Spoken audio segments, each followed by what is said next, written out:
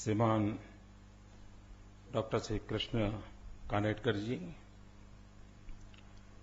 Doctor Ravindra Singh Pardeshi, मेरे साथी श्रीमान श्याम जाजू जी,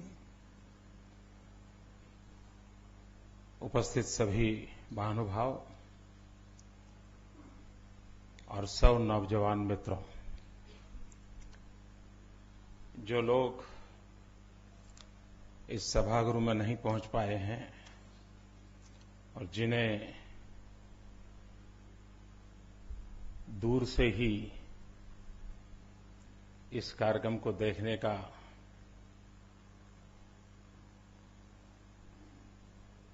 अवसर आया है, उन मित्रों से मैं प्रार्थना करता हूं कि आप कार्यक्रम के बाद रुकिए, मैं आपके पास आऊंगा।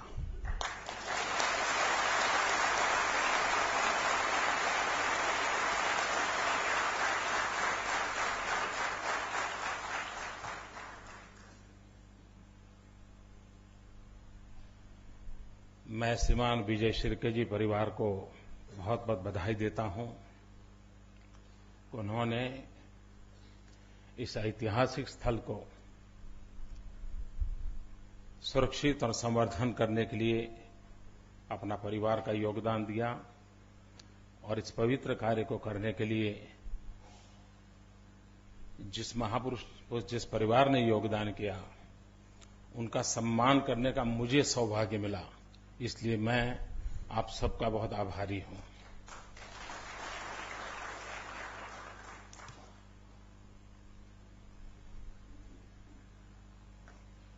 कई वर्षों से फर्ग्यूसन कॉलेज के संबंध में, यहां की शिक्षा प्रवृत्ति के संबंध में, और जब भी कुछ महापुरुषों के जीवन को पढ़ने का अवसर मिला तो अवश्य रूप से फर्ग्यूसन कॉलेज का उल्लेख आया। तो एक तो मन में था ही कि कभी न कभी इस पवित्र धरती की रज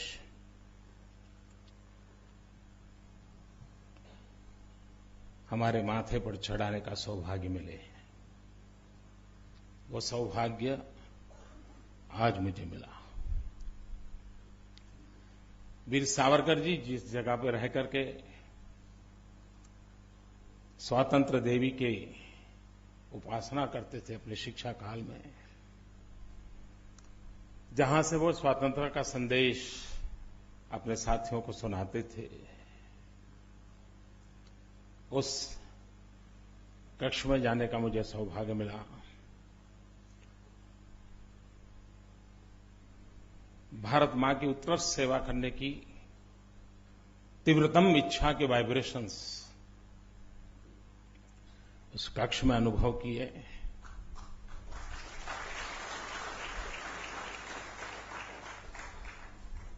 ये भी मैं अपना सौभाग्य मानता हूं। और जिस स्थान पर मैं अभी खड़ा हूं, इतिहास गवाह है कि 100 साल पुरानी ये विरासत है, और जहां पर देश के गणमान्य महानुभावों ने अपने विचारों से युवा पीढ़ी का और राष्ट्र का मार्गदर्शन किया है। हम कुछ भी न करें, किसी वक्ता को भी न बुलाएं, सिर्फ मौन होकर के 100 साल की उस विरासत के साथ बैठ करके हम अनुभव करें और मन में स्मरण करें कि इस भूमि पर गांधी आए होंगे तो कैसा दृश्य होगा, रविंद्रनाथ टैगोर आए होंगे तो कैसा दृश्य होगा, सीवी रमन आए होंगे तो कैसा दृश्य होगा। ऐसे ऐसे महापुरुष जब इस कक्ष में आए होंगे, वो पल कैसी होंगी। अगर हम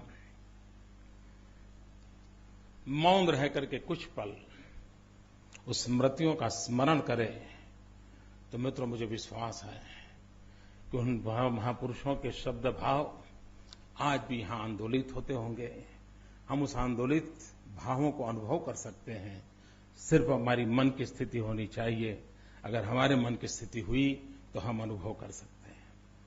जैसे टीवी पर हमें पसंदगी की चैनल चलाते हैं और वो चैनल हमारे पास आती हैं, वैसा ही मन की चैनल भी होती हैं।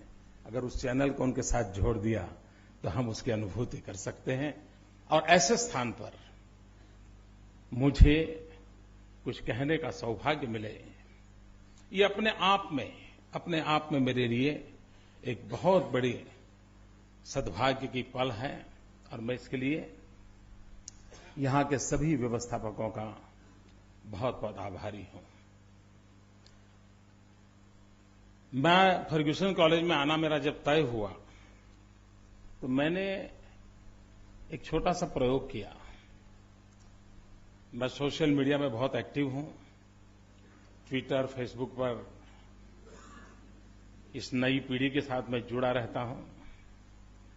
उनके विचारों को जानने का मुझे बहुत अच्छा अवसर मिलता है। तो मैंने इस फर्ग्यूसन कॉलेज में आने से पहले फेसबुक पर एक रिक्वेस्ट लिखी थी। तो मैं फर्ग्यूसन कॉलेज जा रहा हूं, वहां से विद्यार्थी मित्रों से मिल रहा हूं, आपको क्या लगता है मुझे क्या कहना चाहिए?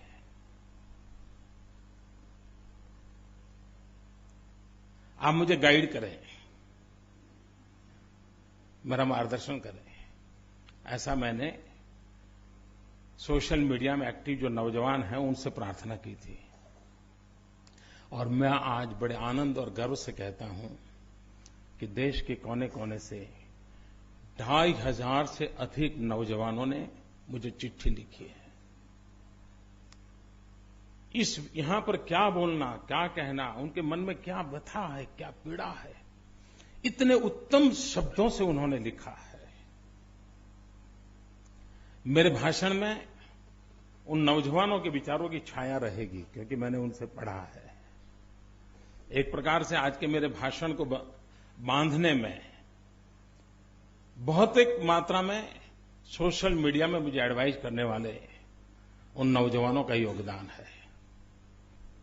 और एक प्रकार से ये भाषण मोदी का नहीं है, ये भाषण उन 2,500 सोशल मीडिया पर एक्टिव और प्रोएक्टिव उन नौजवानों का है। मैं सिर्फ उसको मेरी वाणी दे रहा हूं। और हो सकता है कुछ भाषा में मेरे अपने भाव प्रकट होंगे, लेकिन मूल विचार उन नौजवानों ने दिए हैं। मैं फिर से एक बार उन नौजवानों का बहुत बहुत आभार व्यक्त करता हूं। और मैं एक संतोष व्यक्त करता हूं। कभी कभी चर्चा होती कि भाई देश के नौजवान, देश की स्थिति क्या चलता होगा। इन 2,500 और देश के हर कोने में से है। कश्मीर से भी लिखने वाले लोग हैं, नागालैंड, मिजोरम से भी लिखने वाले लोग हैं, कन्याकुमारी से भी लिखने वाले लोग हैं, हर कोने से लिखने वाले लोग हैं। और एक मैं समान शत्रु भाव देखता हूं, उसमें एक तंतु देखता हूं। अगर मैं समान, तो समान तंतु ये नजर आता है कि ये सब के सब देश की हर बात से, हर घटना से बहुत ही कंसर्न है। हम जो मानते हैं कि नहीं, हमारे नौजवानों को परवाह नहीं, वो तो बस जींस का पैंट पहनना और लंबे बाल रखना यही उनका काम, ऐसा नहीं है। वे सोचते हैं, वे कुछ करना चाहते हैं, वे कुछ कहना चाहते हैं। और ये मैंने आज ये फर्ग्यूसन कॉलेज के मेरे लेक्चर के माध्यम से जब ये अनुभव किया कि नौजवानों के दिल में क्या आग है, क्या स्पार्क है, क्या सपने हैं, कितना सामर्थ्य पड़ा है, कठिनाइयों के बावजूद भी कुछ करने का कितना उमंग और उत्साह है, ये मैंने अनुभव किया है। और जिस देश का नौजवान इतना सामर्थ्यवान हो, कुछ करने के लिए प्रतिबद्ध हो, उस देश का भविष्य कभी भी अंधकारमय नहीं हो सकता है। ये मैं आज इस पवित्र धरती से कहना चाहता हूं।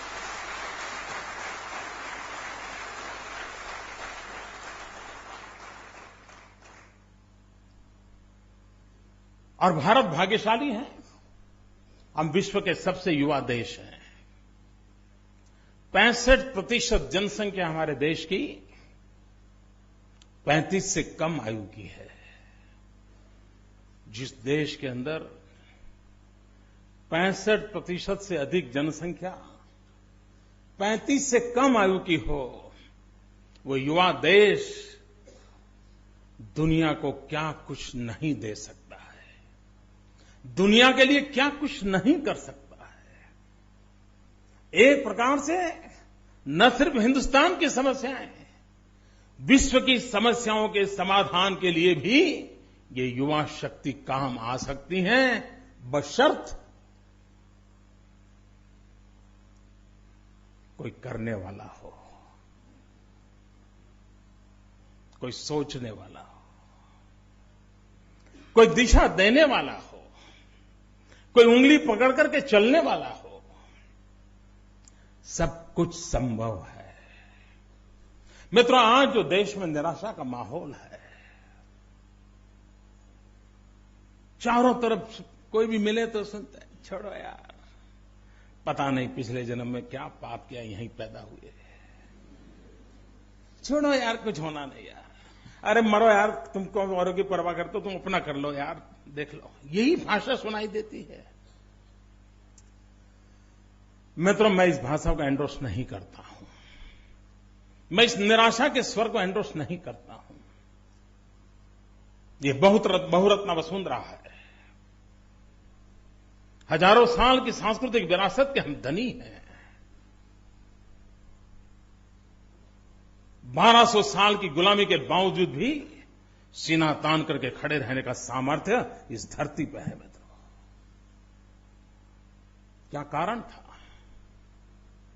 कि लोकमान्य तिलक ने अंग्रेज सल्तनत के उस समय ललकार किया था, स्वराज मेरा जन्मसिद्ध अधिकार है। वो कौन सा ताकत था, वो कौन सा आत्मविश्वास था? अगर गुलामी के उस कालखंड में भी उस समय के हमारे नेताओं में ये सामर्थ्य था, तो आज तो देश स्वतंत्र है। निराशा किस बात के लिए? और इसलिए मित्रों, देश में इस निराशा के माहौल से ऊपर उठना बहुत आवश्यक है। और ऐसा नहीं है कि सब कुछ डूब चुका है, आज भी बहुत कुछ अच्छा होने की संभावना है।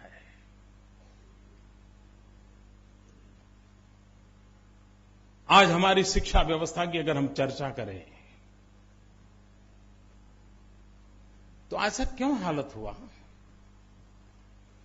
जो लोग हमारे देश के एजुकेशन के इतिहास को जानते हैं उनको पता होगा,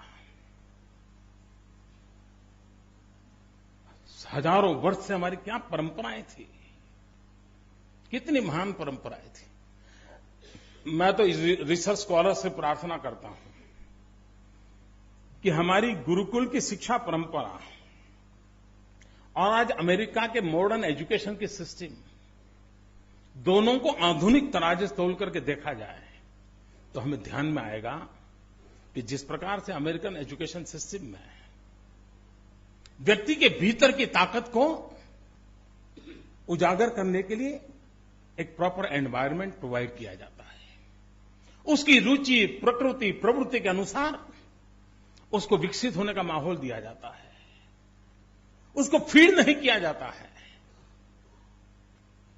उसको लर्निंग के लिए रास्ते दिखाए जाते हैं। अगर हम हमारी गुरुकुल परंपरा को देखें तो उसमें क्या था?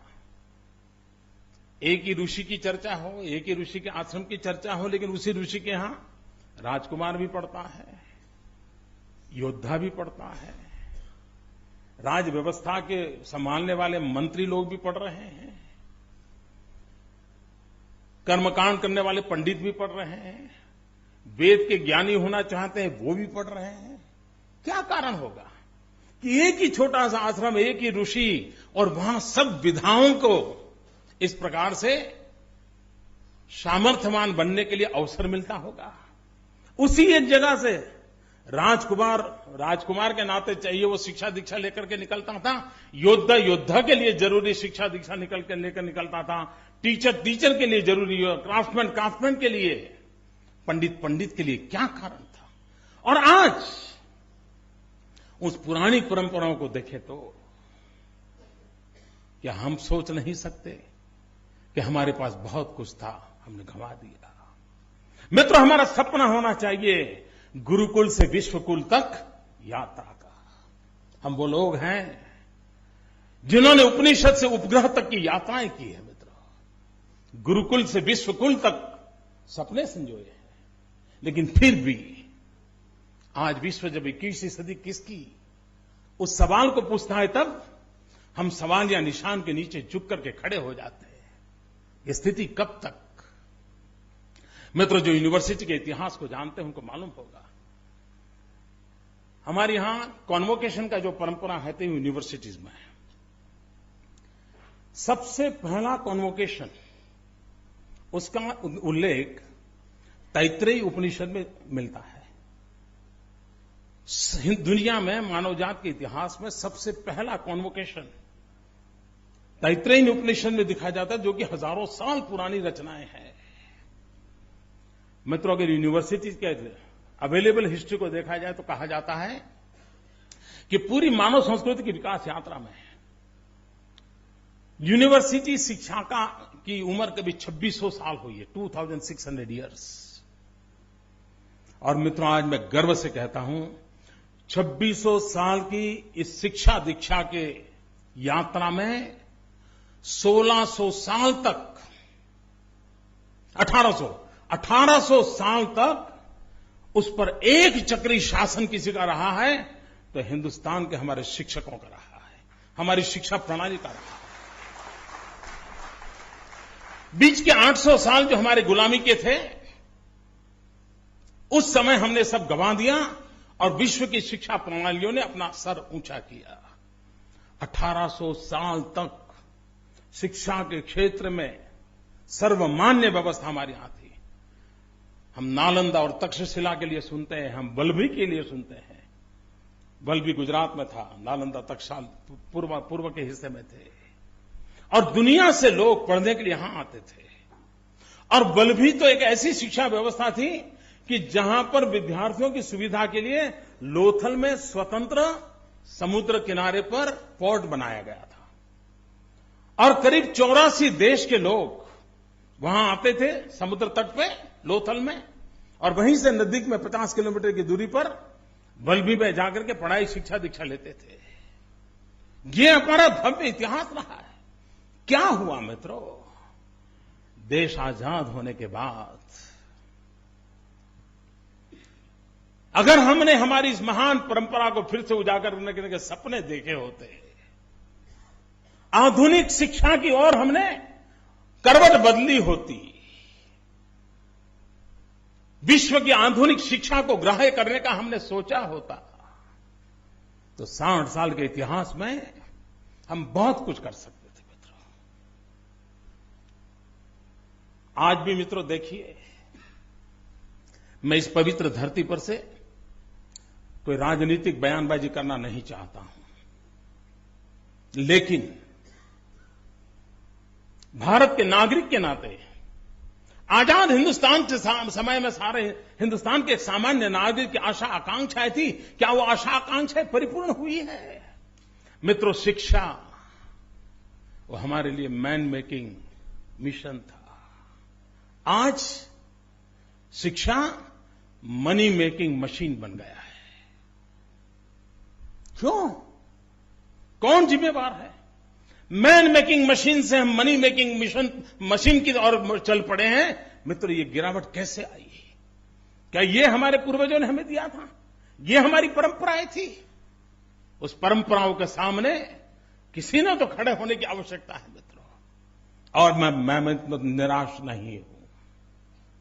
ये स्थितियां भी बदली जा सकती है, स्थितियों को ठीक किया जा सकता है, लेकिन इसके लिए आपके पास विजन चाहिए। आप कल्पना करें मित्रों, आज भी श्रेष्ठ शिक्षा संस्थानों की जब चर्चा होती है तो किसकी होती है? फर्ग्यूसन कॉलेज की होती है, शांति निकेतन की होती है, मालवीय जी द्वारा प्रारंभ की हुई हिंदू बनारस हिंदू यूनिवर्सिटी की होती है, बीट पिलाने की होती है। इसमें कहीं सरकार है क्या? कहीं सरकार नजर आती है क्या?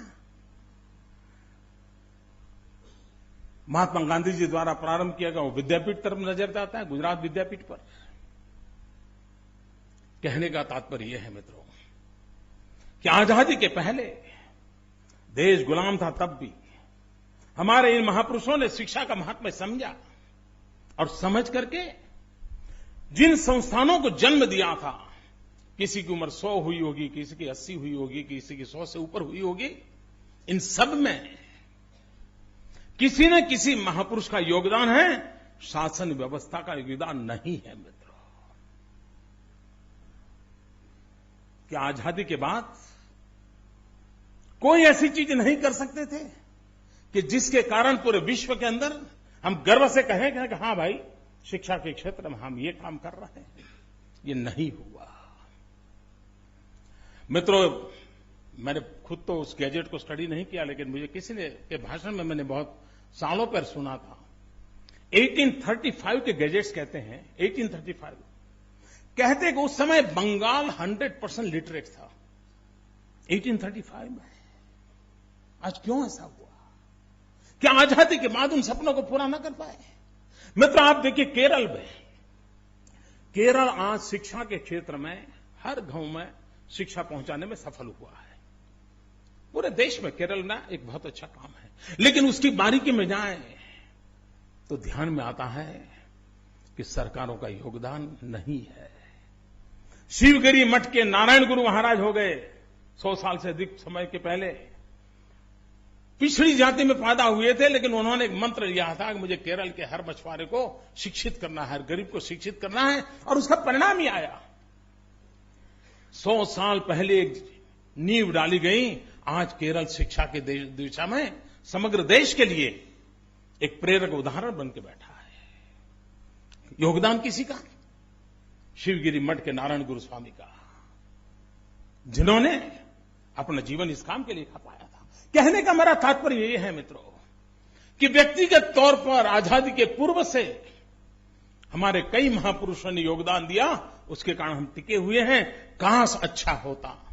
समयानुकूल परिवर्तन के साथ मैं मित्रों काल बाह्य चीजों को छोड़ने का पक्षकार हूं, मैं आधुनिकता का पक्षकार हूं, लेकिन मॉडर्नाइजेशन विदाउट वेस्टर्नाइजेशन।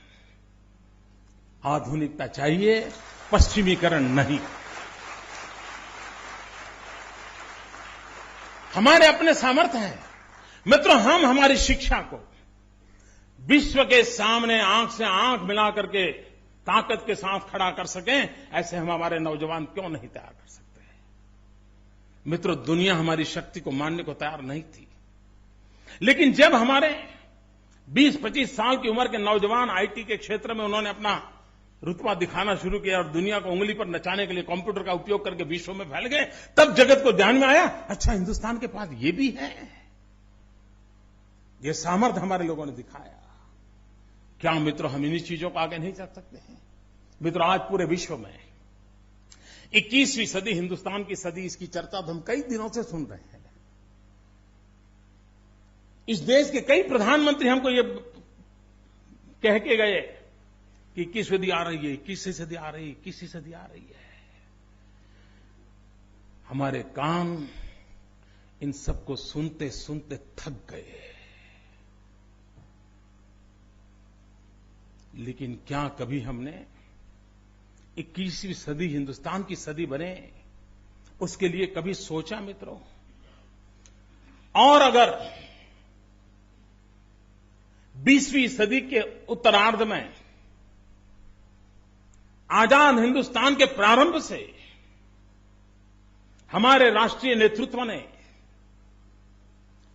50 साल के भीतर देश को कहां ले जाना है, 21वीं सदी में प्रवेश करेंगे तब हम कहां होंगे, उसका एक सपना देख करके उस सपने को पूरा करने की व्यवस्थाओं को सोचा होता तो शायद आज हम यहां खड़े हैं, वहां नहीं खड़े होते मित्रों।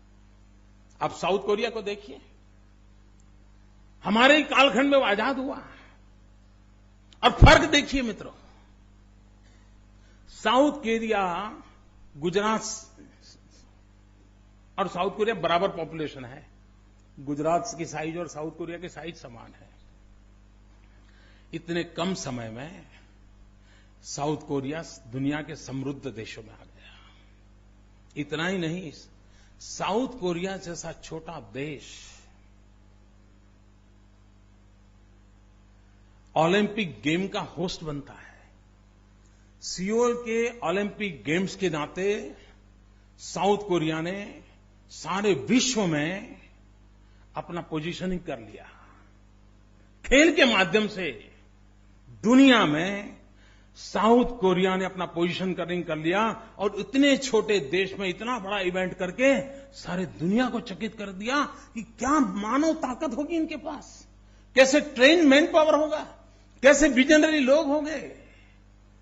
और 120 करोड़ का देश सिर्फ कॉमनवेल्थ गेम ऑर्गेनाइज करना था, CWG। क्या कर दिया हमने, दुनिया में देश की इज्जत को लुटा दिया, हमने नीलाम कर दिया।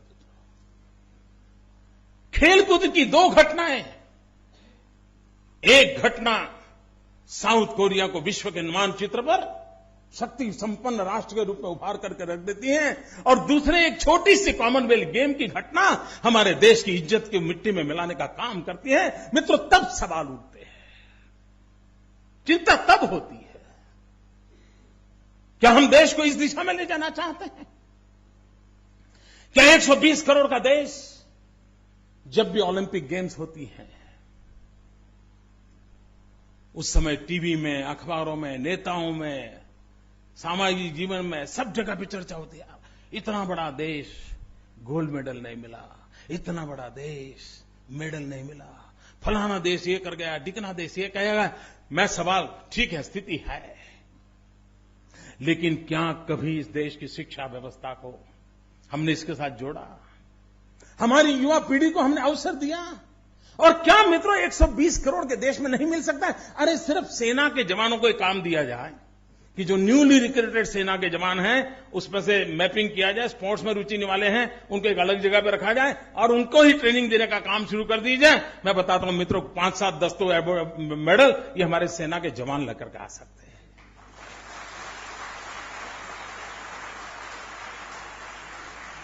सोच जो ये मित्रों, सोच चाहिए, सोच।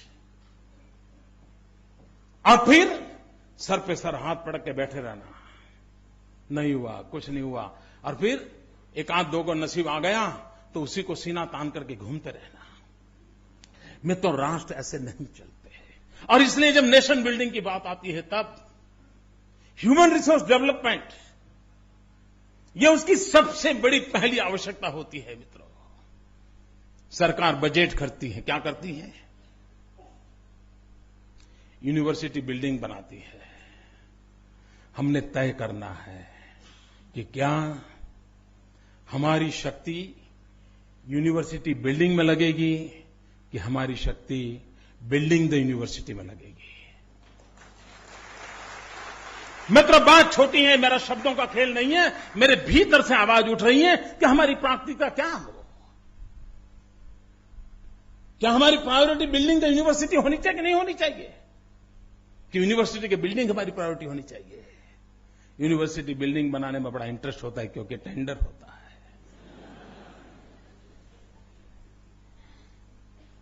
और इसलिए मित्रों हमारी प्रायोरिटीज हमने तय करनी होगी। ऐसा नहीं है मित्रों कि समस्याओं के समाधान नहीं है, समस्याओं के समाधान है, करने का इरादा चाहिए। मित्रों, आप चाइना की तरफ देखिए, ये बात सही है कि पिछले 30-40 साल से एक बात की लगातार चर्चा चल रही है कि 21वीं सदी किसकी? तो लोग कहते हैं एशिया की, फिर कहते हैं 21वीं सदी किसकी? तो कोई कहता है चाइना की, कोई कहता है हिंदुस्तान की। और इसमें ज्यादा मतभेद नहीं है। अब पश्चिम के हाथ में कुछ रहने वाला नहीं है, ये सर्वसम्मति बन चुकी है। पूरब की तरफ झोंक है, ये सर्वसम्मति बन चुकी है। बात अटकी हुई है चाइना इंडिया, चाइना इंडिया। मित्रों, 21वीं सदी में सर्वोपरिता के दरवाजे पर आकर के खड़े हुए 2 देश, एक का रोड मैप देखिए और दूसरे का रोड मैप देखिए, हमें पता चलेगा। मित्रों, 1978 चाइना ने तय किया कि हमने ह्यूमन रिसोर्स डेवलपमेंट पे बल देना है। तो चाइना ने क्या किया, एक कमीशन बिठाया और उस देश की प्रायोरिटी तय की। कौन सी प्रमुख चीजें हैं जिस पर हमने बल देना है।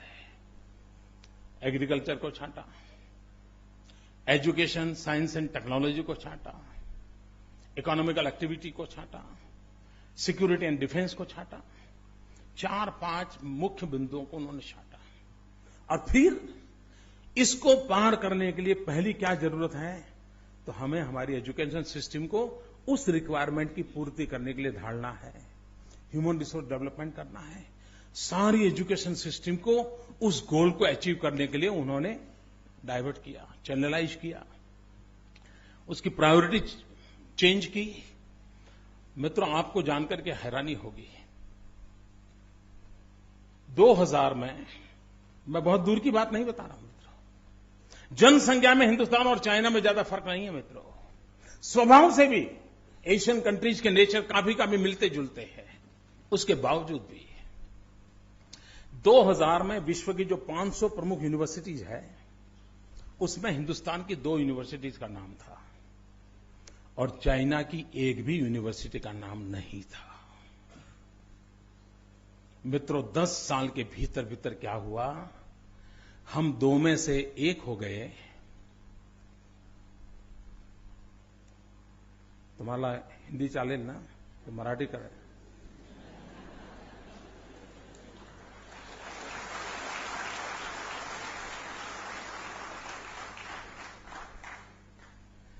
मित्रों, मुझे बताइए कि हिंदुस्तान 2000 में विश्व की 500 यूनिवर्सिटी में हम 2 थे, 1 हो गए। चाइना 0 था, 32 हो गया। क्यों? और उनको लैंग्वेज की समस्या है मित्रों। हम लोगों को लिए अंग्रेजी मुश्किल काम नहीं है। सहज रूप से हमारे यहां काम करने वाला भी हेलो बोलता है। हमारे लिए वो कोई मुश्किल काम नहीं है। उसके बावजूद भी ये स्थिति क्यों बनी? चाइना ने मित्रों अपने एजुकेशन के लिए जो रोड मैप बनाया है, मैं तो चाहूंगा कि फर्ग्यूसन कॉलेज के कुछ स्टूडेंट उसको अध्ययन करके नौजवानों के सामने रखे। कैसे किया है उन्होंने? मित्रों, उन्होंने अपने बजट में से 20% जीडीपी का 20% उन्होंने उसके बाद शिक्षा को प्रायोरिटी दी। हमारे देश ने 7% का सपना देखा, 4% पर अटक गए।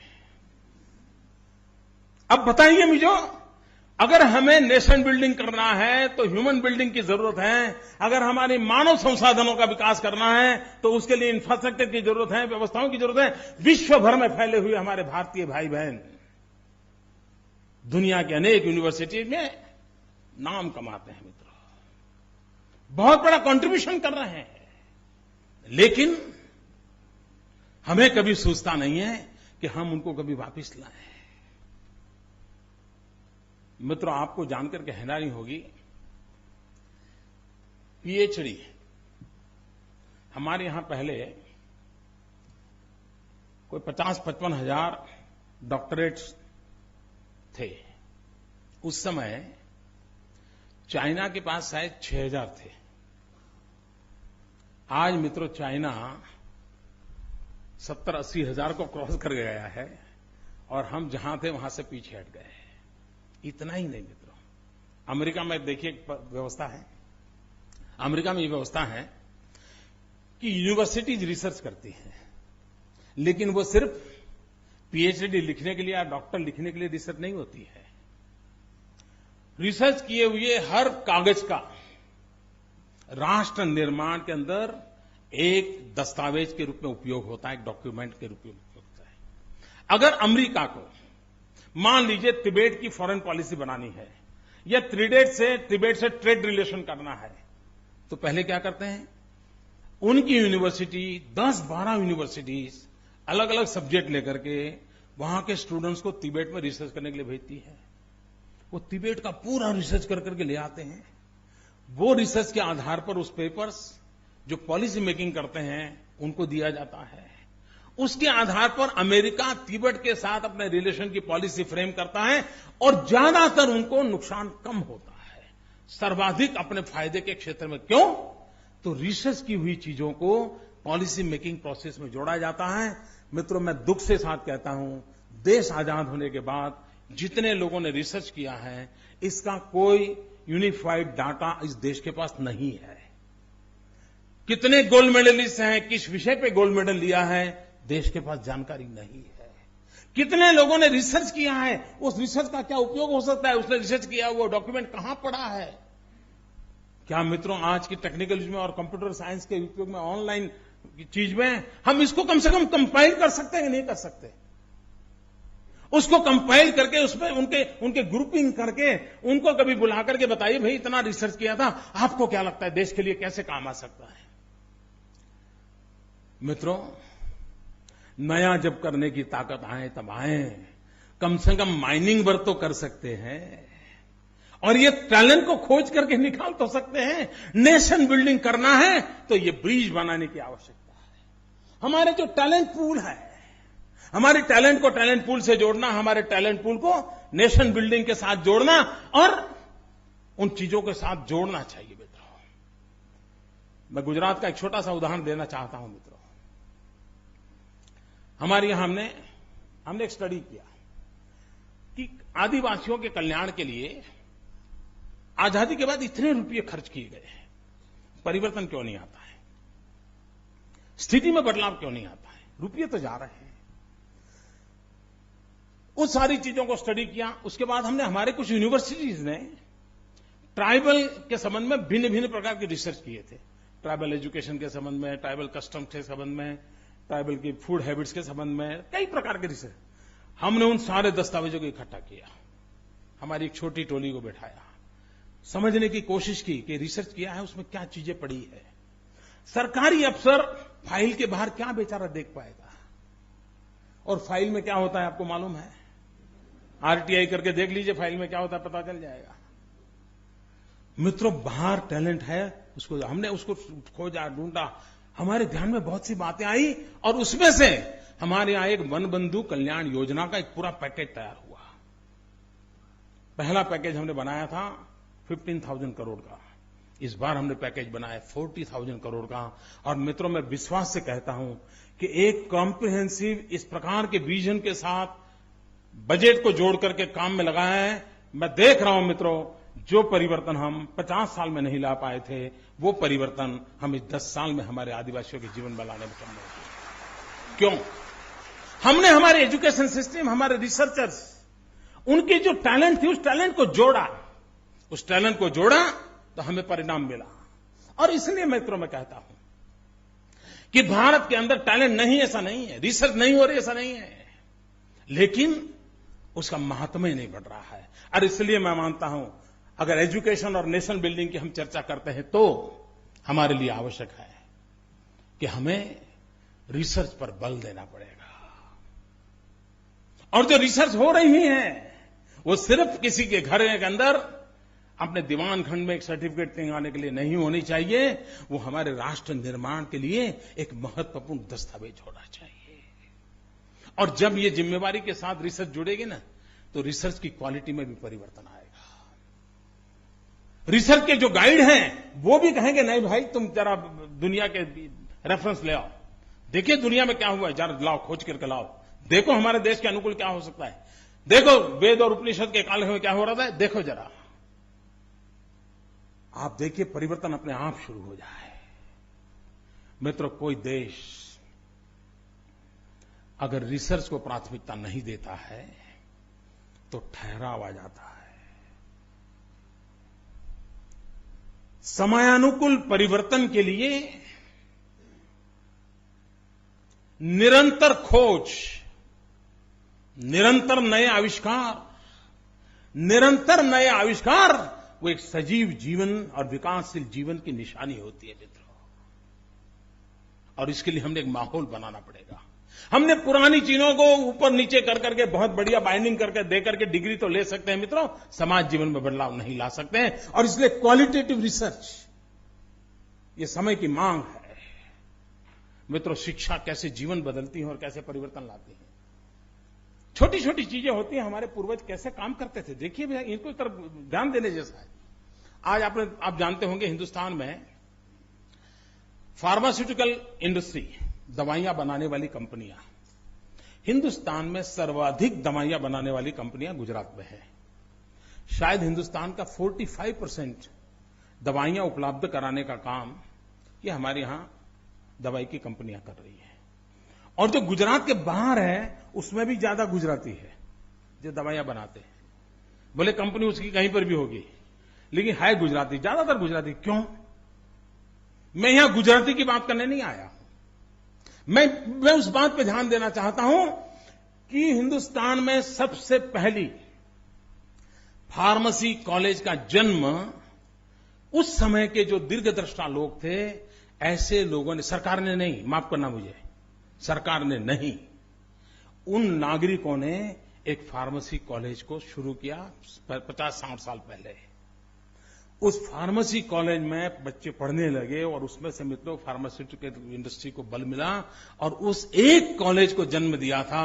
आज वो पूरे हिंदुस्तान की बीमारी को दूर करने का काम करने वाला एक बहुत बड़ा हब बन चुका है। मित्रों, एक छोटी सी एजुकेशनल सिस्टम कितना बड़ा परिवर्तन ला सकती है, इसका उदाहरण है मित्रों। अब देखिए मित्रों, हमारे देश में इन दिनों कभी आप देश के डिफेंस और सिक्योरिटी फोर्सेस की चर्चा अगर सुनते होंगे, उसके आर्टिकल पढ़ते होंगे, तो आपको ध्यान में आता होगा। समय कितना है जी?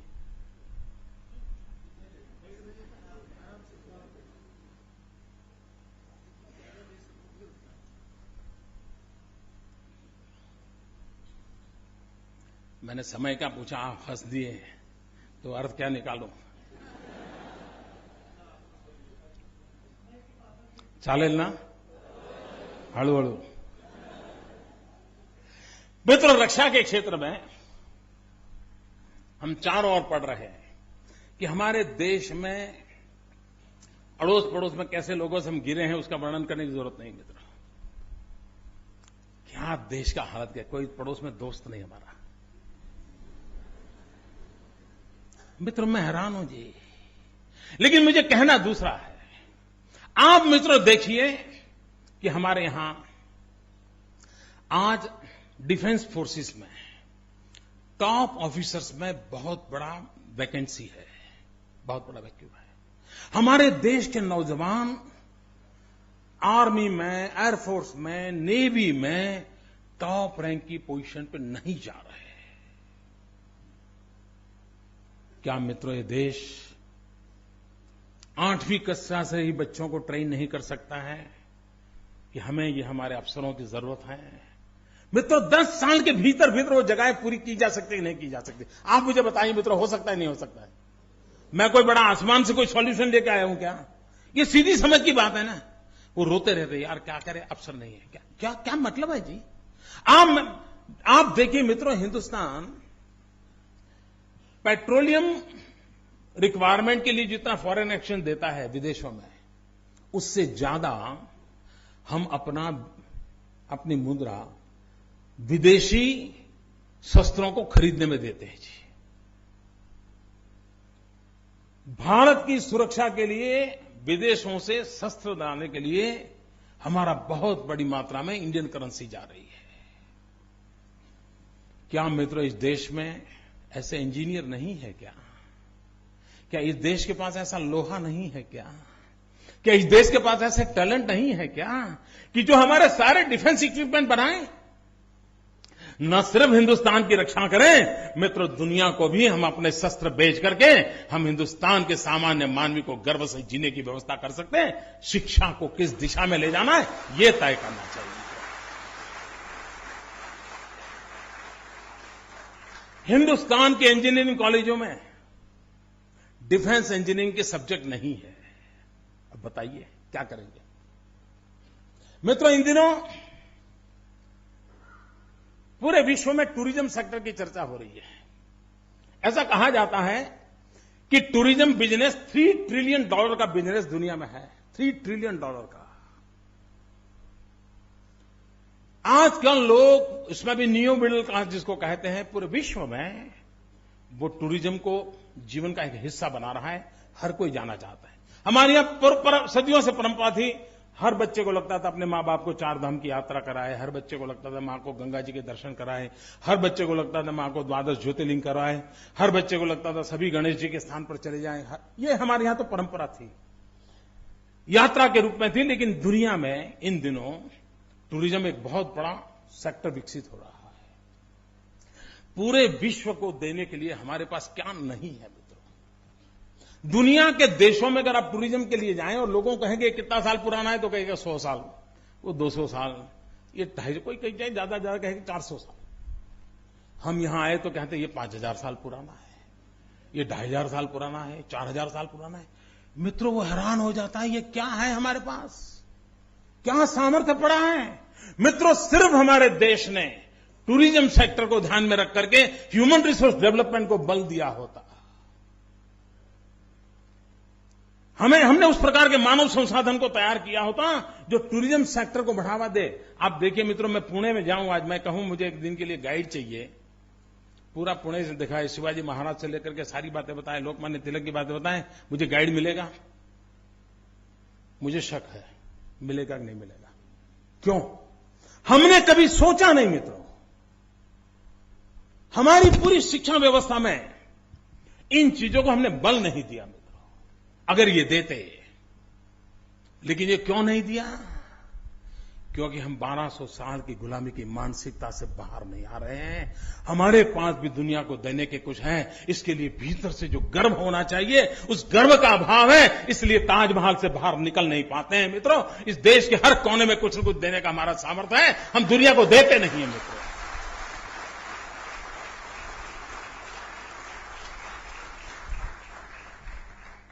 ताजमहल पूरे विश्व में इतनी हमारी अमानत के रूप में प्रचलित हुआ है। ताजमहल मैग्नेटिक की रूप में दुनिया को आकर्षित कर सकता है, लेकिन लोगों को लाने का काम ताजमहल कर रहा है। लोगों को दूर दूर तक पहुंचाने का काम हमें करना चाहिए, हमारी पीढ़ी को करना चाहिए, हमारी सरकारों ने, हमारी समाज ने सोचना चाहिए, और शिक्षा के माध्यम से इस काम को भी किया जा सकता है। हॉस्पिटैलिटी मैनेजमेंट टूरिज्म से जुड़ा हुआ है। गाइड, मित्रों एक छोटा सा मैं उदाहरण बताता हूं कैसे परिवर्तन आता है। हमारे यहां सरदार सरोवर डैम जो है, जो ट्राइबल बेल्ट के अंदर है, नर्मदा जिले के पास, और पता नहीं पहले क्या नियम थे मित्रों, यानी कैसी स्थगितता होती है, वहां पर किसी को एंट्री नहीं हुआ करती थी, नो एंट्री। दूसरा होता है यहां फोटो निकालने की मना है। मैंने मेरे अफसरों को बुलाया, मैंने कहा भाई आज सैटेलाइट से आपके घर के बाहर पार्क किए हुआ स्कूटर कौन सा है, उसका नंबर क्या है, कलर क्या है, सारी फोटो मैं ले सकता हूं। ये पुराना बोर्ड किस काम का है मुझे बताओ, ये नो एंट्री किस काम की है? मैं तो हमने इसको खोला इतना ही नहीं, टिकट रखी भाई जो भी आएगा ताकि रहे। मित्रों मैं हैरान था, पहले 2 साल के भीतर 5 लाख विजिटर्स आए। फिर हमारे ध्यान में आया कि हमें यहां गाइड की जरूरत है, तो हमने वहां के ट्राइबल बच्चों को बुलाया, 10वीं कक्षा के पढ़े लिखे थे, उनको सारा ट्रेनिंग किया। और मित्रों वो धीरे धीरे करके 2-3 लैंग्वेजेज में विथ फैक्ट्स एंड फिगर, कोई भी आता था उनको पूरा अपना एक छोटी सी लकड़ी हाथ में रख करके बड़े ढंग से यूनिफॉर्म पहन करके उनको दिखाते हैं कि इतनी सीमेंट लगा है, इतना लोहा लगा है, इस तारीख को शिलान्यास हुआ था, ऐसा हुआ। मित्रों वो उनका इतना कॉन्फिडेंस लेवल बढ़ गया है। मित्रों चीज छोटी है, सवाल है कि क्या हम इस देश में इन चीजों को बदलाव ला सकते हैं, नहीं ला सकते? मित्रों लाया जा सकता है। अगर हम इन चीजों पे कोशिश करें तो हम स्थितियों को बदल सकते हैं। लेकिन मित्रों देश का दुर्भाग्य है कि हम मानव संसाधन पर हम बल नहीं दे रहे हैं। आज हमारे देश का कृषि विकास दर 2%, 3% के बीच रहता है। हम बचपन से पढ़ते हैं भारत कृषि प्रधान देश है, ठीक है ना? जागते रहो, ठीक है ना? लेकिन टीवी पर देखते हैं तो क्या लगता है? भारत साबु प्रधान देश है। हम साबु का ही उत्पादन कर रहे हैं। इस क्वालिटी का सोप, इस क्वालिटी का सोप, यही मित्रों, मैं हैरान मित्रों क्यों ना हमारी एग्रीकल्चर यूनिवर्सिटीज दुनिया के अंदर एग्री टेक्नोलॉजी को लेकर के हम हमारे किसानों को, हमारे नौजवानों को क्यों तैयार न करें। हमने हमारे किसानों को उसके भाग्य पर छोड़ दिया है। उसके पिताजी ने उसको जो आदतें छोड़ी थी, बेचारा आज देश की आजादी के 60 साल के बाद भी उसी परंपराओं से जी रहा है। मित्रों, हिंदुस्तान में 30 करोड़ की जनता का पेट भरने के लिए जितना अन्न लगता था, किसानों की संख्या कम हो रही है, जमीन की जगह कम हो रही है और 120 करोड़ का पेट भरने की नौबत आई है, तब जाकर के हमने आधुनिक एग्रीकल्चर की जरूरत पड़ती है। मित्रों, हमारी प्रोडक्टिविटी बढ़ाने की जरूरत होती है और इन चीजों को मित्रों सिर्फ परंपराओं से नहीं आता है, हमें इनोवेशन से आता है, रिसर्च से आता है, उस प्रकार की ह्यूमन रिसोर्स डेवलपमेंट से आता है, उस प्रकार की टेक्नोलॉजी को इवॉल्व करने से आता है और उन सबको जब जोड़ते हैं तब परिवर्तन आता है। मित्रों, दुर्भाग्य है देश का कि इन बातों की ओर हमारा ध्यान नहीं है और इन चीजों को बदला जा सकता है। मित्रों, अगर एक बार हम शिक्षा के इन मूल्यों को स्वीकार करें, मित्रों, कभी भी हमने काम अभी शुरू किया है, इनोवेशन को बल देना। अब ये काम तो हिंदुस्तान की सरकार ने करना चाहिए, लेकिन कोई न करे तो हम इंतजार थोड़ा कर सकते हैं, किसी ने तो करना चाहिए। मित्रों, हमने एक आई क्रिएट इंस्टीट्यूट बनाई है। आई क्रिएट इंस्टीट्यूट में हमने हिंदुस्तान के किसी भी कोने से कोई भी व्यक्ति, कोई भी नौजवान, इवन स्कूल का बच्चा भी, उसके अंदर स्पार्क है, इनोवेशन करना चाहता है, टेक्निकल कोई सॉल्यूशन देना चाहता है, तो हम इंक्यूबेशन सेंटर बनाए, world class incubation centre I create. और उस आई क्रिएट में हम अभी उसका कंस्ट्रक्शन काम चल रहा है और उसके अंदर हम ऐसे नौजवानों को ला करके उनको पूरा एनवायरमेंट देने वाले हैं, वो अपने टैलेंट का भरपूर उपयोग करें और देश और दुनिया को कुछ दे। मैंने नारायण मूर्ति से प्रार्थना की, मैंने कहा ये सपना है हमारा, सरकार पैसे देने के लिए तैयार है, लेकिन मैं इसको सरकार के पास रखना नहीं चाहता हूं। मित्रों, ये बहुत बड़ा फर्क है हमारे में, औरों में फर्क है। और लोग पावर में इंटरेस्टेड हैं, हम एम्पावर की प्रायोरिटी रखते हैं।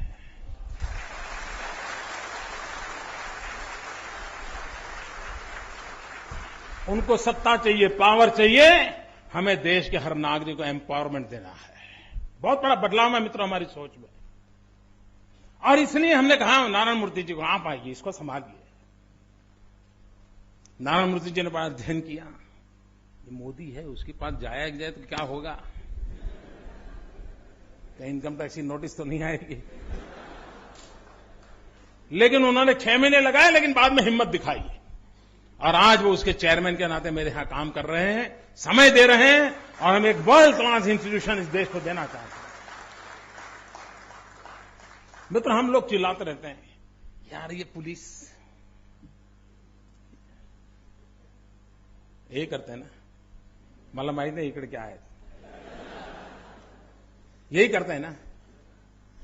मित्रों, क्या ये भी इंसान है, बदला नहीं जा सकता है क्या? सोचिए आप मित्रों, ये हम कैसे मान लिया कि नहीं सब बेकार ही है, क्यों मान लिया? मित्रों, हमने एक शुरुआत की है, हमने एक रक्षा शक्ति यूनिवर्सिटी बनाई, अभी शुरू किया है, अभी उसके 3 साल हुए। और जो बच्चे यूनिफॉर्म सेवा में जाना चाहते हैं, उनको 10वीं और 12वीं के बाद वहां एडमिशन ग्रेजुएशन का देते हैं। उसकी फिजिकल ट्रेनिंग, उसको हिस्ट्री, उसको कॉन्स्टिट्यूशन, उसको लॉ, क्राउड साइकोलॉजी, सारी चीजें पढ़ाई जाती हैं। और वहां से ग्रेजुएट होकर के जब वो पुलिस में जाएगा, आप मुझे बताइए मित्रों, कुछ बदलाव आएगा कि नहीं आएगा? कहीं से तो शुरू करो मित्रों, चीजें कहीं, और हर चीज के अंदर मित्रों ह्यूमन रिसोर्स डेवलपमेंट सबसे पहली बात होती है। मित्रों, आज हम चर्चा कर रहे हैं साइबर क्राइम की, चारों तरफ हल्ला मचाएं कि हॉलैंड में बैठा हुआ एक बच्चा अपनी कंप्यूटर की उंगलियां घुमा करके आपकी पूरी बैंक में से चोरी करके माल ले जा सकता है। ये ताकत है आज साइबर क्राइम की। मित्रों, हम रोते बैठेंगे क्या? और हमारी जो पुलिस जिस प्रकार से उसकी ट्रेनिंग हुई है, उसके माध्यम से हम साइबर क्राइम को सॉल्व कर पाएंगे क्या? हमने उसके लिए काम करना पड़ेगा। और मित्रों, आज मैं गर्व के साथ आपके सामने कहता हूं, Gujarat is the first state in the world, दुनिया में हम पहले हैं जिसने फॉरेंसिक साइंस यूनिवर्सिटी प्रारंभ की है।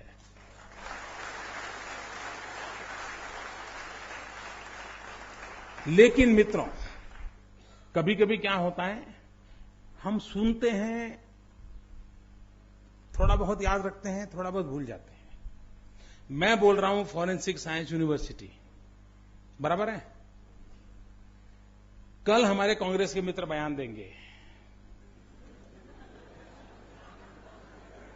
मोदी झूठ बोल रहा है, फलानी जगह पर फॉरेंसिक साइंस का कोर्स है, टिकली जगह पे फॉरेंसिक। मैं फॉरेंसिक साइंस का कोर्स नहीं बोल रहा हूं, मैं फॉरेंसिक साइंस यूनिवर्सिटी बोल रहा हूं। तो हर चीज में खेल चलता रहता है। और इसलिए मित्रों, क्या हम हमारी आवश्यकताओं के अनुरूप, देश के रिक्वायरमेंट के अनुरूप हम मानव संसाधन को तैयार कर सकते हैं, नहीं कर सकते? मित्रों, हम कहते हैं कि हिंदुस्तान बहुत फास्टेस्ट ग्रोइंग अर्बनाइजेशन हो रहा है हमारे यहां, बहुत तेजी से शहरीकरण की तरफ हम आगे बढ़ रहा है। पूरा हिंदुस्तान आगे बढ़ रहा है, शहरीकरण हो रहा है। गांव से लोग निकल करके शहरों में बस रहे हैं। आप मुझे बताइए, पूरे हिंदुस्तान में अर्बन प्लानिंग की कितनी कॉलेजेस हैं? अर्बन इंफ्रास्ट्रक्चर की कितनी कॉलेज है? अर्बन मैनेजमेंट की कितनी कॉलेजेस हैं? अर्बन वाटर रिसोर्सेज की कितनी? नहीं है मित्रों, नहीं है।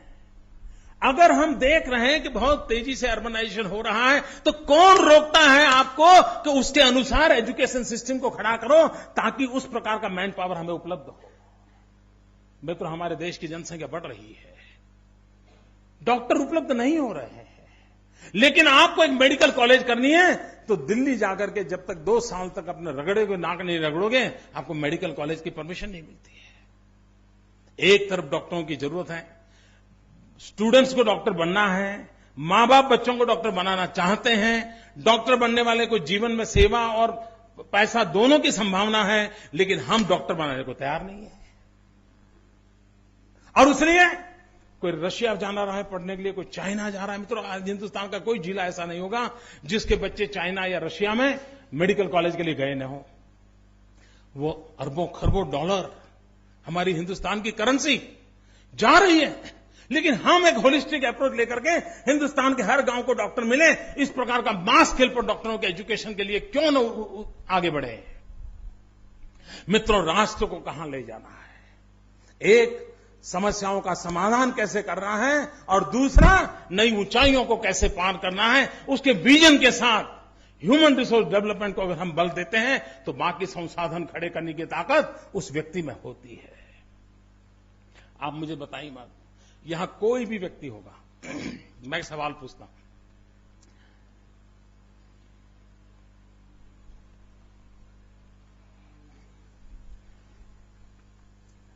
आप मुझे बताइए, आपके मन में ही सवाल का जवाब ढूंढिए। आपको कोई पूछे कि आपके जीवन की सबसे महत्वपूर्ण इच्छा क्या है, आप मन में जवाब सोचिए। मित्रों, मैं विश्वास से कहता हूं, आप सबके मन में एक ही विचार आया होगा कि बच्चों की अच्छी शिक्षा। ठीक है? मैं सही कह रहा हूं? जरा कहिए तो मैं सही कह रहा हूं? हर मां बाप, उसमें मां को सविशेष, बाप को तो 50 चीजें और संभालने में बिजी हो गया है। हर मां बाप के मन में एक सपना था, मेरे बच्चे को अच्छी शिक्षा मिले। मित्रों, अगर अच्छी शिक्षा देनी है तो हमें अच्छे टीचर बनाने की व्यवस्था करनी चाहिए कि नहीं करनी चाहिए? हम आईआईएम खड़ी करते हैं, सीईओ तैयार करते हैं, दुनिया में जाकर के हमारे सीईओ कंपनियां चलाते हैं, लेकिन हम हमारी नई पीढ़ी तैयार करने के लिए अच्छे शिक्षक हमारी प्रायोरिटी नहीं है। मित्रों, हिंदुस्तान समृद्ध था, उसका कारण था उसके पास उत्तम शिक्षकों की गुरु परंपरा थी, जिससे हमने उसको नष्ट कर दिया। हम तबाही की गर्त में डूबते चले गए मित्रों। और इसलिए किसी ने, मित्रों, आप आज दुनिया में जाने का फैशन है, विदेश में जाना है। उसमें भी हम तय कर सकते हैं कहां जाना। आज पूरे विश्व को मिलियंस ऑफ मिलियन टीचर्स की जरूरत है, मिलियंस ऑफ मिलियन नर्सेस की जरूरत है। दुनिया को मैथ साइंस के टीचर नहीं मिल रहे हैं। क्या हम टीचर एक्सपोर्ट करने का सपना नहीं देख सकते हैं? जिस देश में 65% यंग पॉपुलेशन हो, 35 से नीचे हो, पूरे विश्व में मित्रों हम टीचर भेज सकते हैं कि नहीं भेज सकते हैं? और मित्रों, एक व्यापारी विदेश जाता है, एक प्रोफेशनल विदेश जाता है, तो डॉलर पाउंड तो कमा लेता है, लेकिन अगर एक टीचर विदेश जाता है तो उस देश की पूरी पीढ़ी को कब्जा कर लेता है। अगर आपका ग्लोबल विजन हो, मित्रों, हर विश्व के कोने में हिंदुस्तान का शिक्षक क्यों न हो, और हमारा शिक्षक जाएगा तो सिर्फ मैथ्स और साइंस लेकर नहीं जाएगा, वो हमारे इथोस को लेकर जाएगा, हमारे कल्चर को लेकर जाएगा, दुनिया को परिचित कराएगा। लेकिन सपना तो चाहिए। मित्रों, हमने छोटा काम शुरू किया है। We are first in India. हमने Indian institute of teachers education एक यूनिवर्सिटी शुरू की है, जिसमें 12th के बाद ही अगर आपका एप्टीट्यूड टीचर बनना है तो आपको ग्रेजुएट होने की जरूरत है। आप वहां आइए।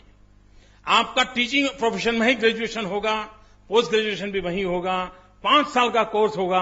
और मैं मित्रों सपना देख रहा हूं, जिस प्रकार से आईआईएम के अंदर कैंपस इंटरव्यू करके 2 करोड़ 3 करोड़ के पैकेज से सीईओ उठाए जाते हैं, वो दिन दूर नहीं होगा जब कैंपस इंटरव्यू करके करोड़ों रुपया दे करके टीचर्स को मांग बढ़ेगी। वो स्थिति मुझे पैदा करनी है।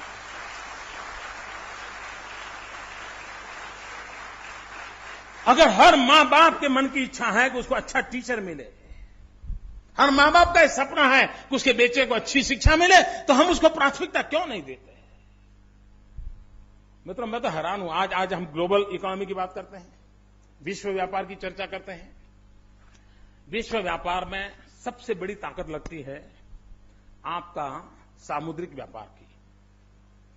हमारे पास 2/3 हिंदुस्तान भाग्यवान है, 2/3 हमारा कोस्टल एरिया है हिंदुस्तान का। अगर कोस्टल एरिया है और विश्व व्यापार हमको करना है मित्रों, एक सिंगापुर इतना छोटा सा, उसके समुद्री तट से जितना विश्व व्यापार होता है, उसकी तुलना में इतना बड़ा हिंदुस्तान हम कहीं नहीं है दोस्तों। कारण मित्र, हमारे देश में मरीन इंजीनियरिंग, पोर्ट मैनेजमेंट, इन सारे विषयों का कोई एजुकेशन व्यवस्थाएं बहुत कम मात्रा में है। अगर 2/3 समुद्री तट है, पूरा विश्व व्यापार एक हो रहा है, पूरे विश्व के अंदर इस इंफ्रास्ट्रक्चर का महत्व बढ़ने वाला है, तो क्यों न marine engineering, port management, port से लेकर के समुद्रिक व्यापार से लेकर लेने वाले सारे प्रोफेशनल एजुकेशन को हम क्यों बल न दें? अगर हम ये करते हैं तो मित्रों, क्या हमारे नौजवान बेरोजगार रहेंगे क्या? और मित्रों, मुझे गर्व से कहना है, भारत सरकार कहती है कि पूरे हिंदुस्तान में कोई एक राज्य है जहां बेरोजगारी कम से कम है, उस राज्य का नाम गुजरात है दोस्तों। क्यों? किस प्रकार की विकास की आवश्यकता है, उसके अनुरूप अगर आप डेवलपमेंट करते हो तो परिवर्तन आता है। मेरे यहां कोई भी इंडस्ट्री आती है तो मैं उसको पहले पूछता हूं, तो आपको ह्यूमन रिसोर्स किस प्रकार की रिक्वायरमेंट है बताइए। वो कहते हैं मैं ऐसे लोग लगेंगे। मैं कहता हूं पहले वहां कॉलेज चालू करो, आईटीआई चालू करो, फिर बाद में तुम्हारा इंडस्ट्री चालू होगा। वहां के उस इलाके के बच्चों को आईटीआई पढ़ाओ, 1 साल 1.5 साल का कोर्स कराओ, और फिर तुम्हारे यहां उसको जो इस प्रकार के लोग चाहिए वो करो। मित्रों, हम एक पब्लिक प्राइवेट पार्टनरशिप मॉडल को लेकर चलते हैं ताकि उस इलाके के नौजवानों को तुरंत रोजगार मिल जाए, उनको चाहिए वैसा स्किल मिल जाए। और मित्रों, हिंदुस्तान को अगर आगे बढ़ना है तो स्किल डेवलपमेंट पे बल देना पड़ेगा। आप लोगों ने अभी ओबामा जब दोबारा प्रेसिडेंट बने तो उन्होंने उनका जो भाषण है वो सुनने जैसा है। ओबामा अमेरिका जैसा समृद्ध देश का प्रेसिडेंट भी दुनिया के सामने विषय रखता है कि हमें सबसे पहली प्रायोरिटी देनी है स्किल डेवलपमेंट की। मित्रों, हमारे पास 65% नौजवान हैं, उनके पास 2-2 भुजाएं हैं मित्रों, लेकिन उसके हाथ में हुनर नहीं है, उसके हाथ में एक सर्टिफिकेट है। और ये दिल्ली में ऐसी सरकार है जिसको लगता है कि सर्टिफिकेट आ गया ना सब आ गया। फूड सिक्योरिटी बिल आ गया, मतलब आपकी थाली में खाना आ गया। यही चल रहा है मित्र। यही चल रहा है। और इसलिए मित्रों, हमारे देश में स्किल डेवलपमेंट को बहुत बल देने की आवश्यकता है। और जितना प्राधान्य हम स्किल डेवलपमेंट को देंगे, हमारे नौजवानों को कोई न कोई हुनर सिखाएंगे। और मित्रों, वो समय नहीं आज हमारा नौजवान कोई भी काम करने के लिए तैयार है, उसको कोई संकोच नहीं है। मित्रों, मैंने देखा है। थोड़ा हम उन पर भरोसा करें, उन पर विश्वास करें, उनमें उनके अंदर विश्वास पैदा करें, हम स्थितियों को बदल सकते हैं। मित्रों, बहुत सारे विषय हैं, बहुत सारी बातें मैं नॉन स्टॉप आपसे सामने कर सकता हूं। अपने अनुभव के आधार पर मैं बातें बता रहा हूं, लेकिन मेरा विश्वास है कि राष्ट्र निर्माण के अंदर शिक्षा का बहुत बड़ा योगदान होता है। हमारी शिक्षा राष्ट्र निर्माण के, हमारे सपनों के अनुकूल होनी चाहिए। और मित्रों, हमारी शिक्षा वो हो जो हमें अहम से वयम की ओर ले जाए। हमारी शिक्षा वो हो जो हमें स्व से समष्टि को जोड़ने का रास्ता दिखाती हो। हमारी शिक्षा वो हो जो वसुधैव कुटुंबकम की भावना को चरितार्थ करने वाली हो। हमारी शिक्षा वो हो जो पूरे ब्रह्मांड को एक परिवार मानने वाला हो। और जब अगर हम उस बात को मानते हैं तो एनवायरमेंट की समस्या कहां से आएगी मित्रों? अगर हम कहते हैं कि गंगा मेरी मां है, हम कहता है वृक्ष को मैं मां की तरह पूजता हूं, पिता की तरह पूजता हूं, तो मैं उस वृक्ष को क्यों काटूंगा? मित्रों, हमारी शिक्षा और दीक्षा का महात्मा है। अगर उसको लेकर के हम देश को चलाने की कोशिश करते हैं, मित्रों, समस्याओं का समाधान बहुत दूर नहीं है। हम स्थितियों को पलट सकते हैं। हमें जिस प्रकार की आवश्यकता है उस प्रकार के मनुष्य के निर्माण की ओर हम बल दे सकते हैं। और जिस बात को लेकर के आज मुझे इस पवित्र जगह पर आने का अवसर मिला है, मुझे विश्वास है हम सब मंथन करके, विचार विमर्श करके, एक समाज की शक्ति के आधार पर कभी न कभी तो इस देश को नई ऊंचाइयों पर ले जाने के लिए इस शिक्षा नाम की जो व्यवस्था है उसकी एक मजबूत नींव डालने में सफल होंगे। इसी कामना के साथ मेरी आप सबको बहुत बहुत शुभकामनाएं। और जैसे मैंने प्रॉमिस किया था उन नौजवानों को जो मेरे से थोड़े दूर बैठे हैं, दोस्तों, मैं आ रहा हूं। धन्यवाद।